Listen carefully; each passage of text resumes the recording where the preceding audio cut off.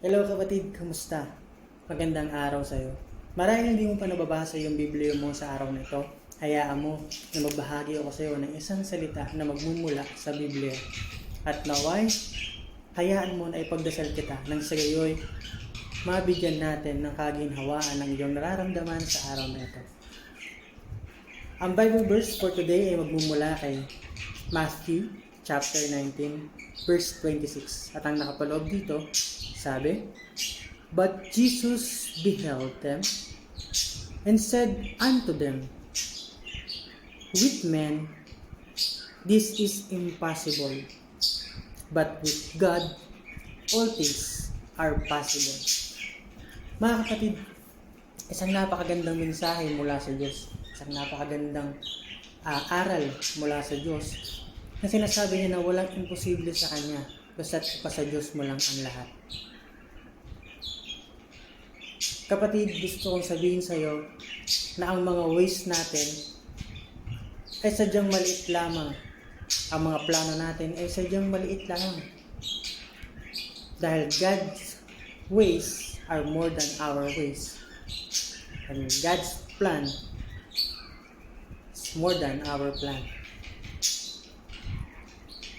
Para sabihin ko sa iyo kapatid, meron akong isang kwento bago kita ipagdasal.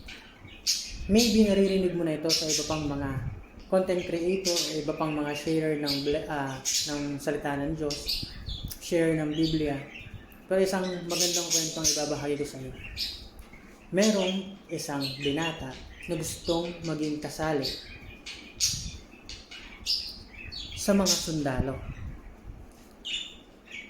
Kaso, nung tinanong niya ang isang kapitan, nung sinabi niya na gusto ko pong maging kaisa sa inyo upang pagsilbihan ang bayan, tinawanan lang siya ng kapitan at ng mga taong nakapaligid dito.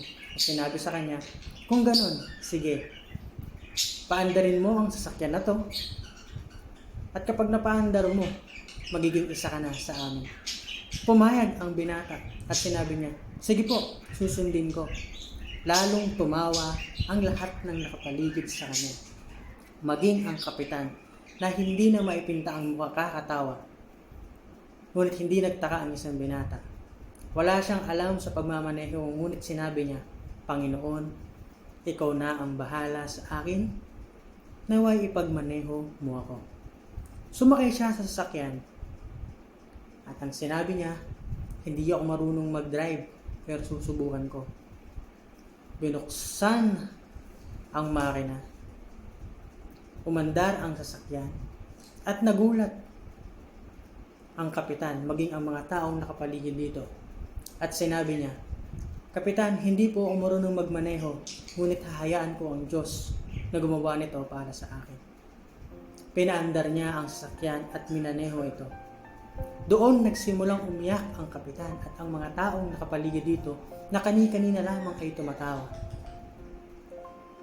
Pinababa ng kapitan ang binata at sinabi niya, ang Diyos mo ay nakakagawa ng mga imposibleng bagay at lahat ng imposible ay ginagawa niyang posible dahil nanampalataya ka sa Kanya. Nagtaka ang binata dahil sinabi niya, napakadali lang naman ng aking ginawa. Ngunit nang sinabi ng kapitan, nabuksan mo ang hood ng sasakyan. Pagkabukas nito, nakita niya na walang makina ang sasakyan. Di po ba? Lahat ng imposibleng bagay ay nagagawang posible ng Panginoon. Magkaroon ka lamang ng isang maliit na butil ng pananampalataya na kasing liit lang ng buto ng mustasa.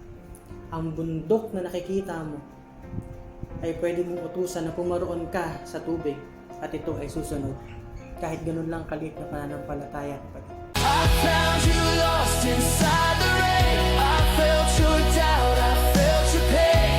When your faith began to break, I stayed when you almost walked away. I am the voice within the storm. I am the fire that keeps you warm. You are the one I call my own. My love will never look away. You never turn your face. You never hide your heart. Through every rise and fall, You're holding every part. You're in my